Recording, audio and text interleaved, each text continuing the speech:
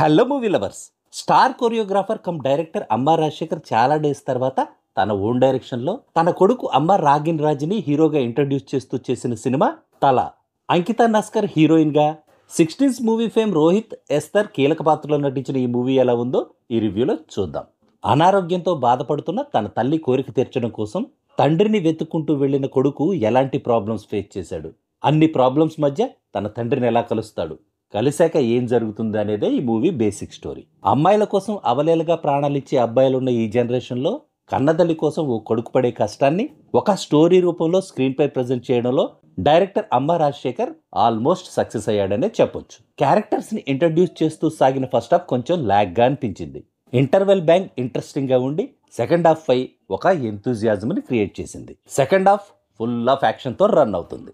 18 ఏళ్ల అమ్మ రాగిన్ రాజ్కి ఇది ఫస్ట్ సినిమానే అయినా చాలా హార్డ్ వర్క్ చేశాడు. డ్యాన్స్లతో పాటు యాక్షన్ సీన్స్లో తను పడ్డ కష్టం కనిపించింది. ఫ్యూచర్లో మంచి నటుడయ్యే ఛాన్స్ ఉంది. హీరోయిన్గా అంకితా నస్కర్ పర్లేదు. ఎక్స్పీరియన్స్డ్ కెమెరామెన్ శ్యామ్ కే నాయుడు సినిమాటోగ్రఫీ బాగుంది. ఉత్తరప్రదేశ్లోని రియల్ లొకేషన్స్లో షూట్ చేసిన ఈ మూవీ ప్రొడక్షన్ వాల్యూస్ కూడా రిచ్గానే ఉన్నాయి. ఫైనల్గా చెప్పాలంటే కథే ప్రాణంగా మదర్ సెంటిమెంట్తో పాటు డాన్సులు, యాక్షన్ సీన్స్తో అమ్మ రాజశేఖర్ తెరకెక్కించిన ఈ మూవీ సెంటిమెంట్తో కూడిన యాక్షన్ మూవీ లవర్స్కి నచ్చే ఛాన్స్ ఉంది. మిగతా ఆడియన్స్కి యావరేజ్ అనిపించవచ్చు. నాకైతే పర్లేదు అనిపించింది. That's all in this review friends. మళ్ళీ నెక్స్ట్ రివ్యూలో కలుసుకుందాం. Thank you for watching.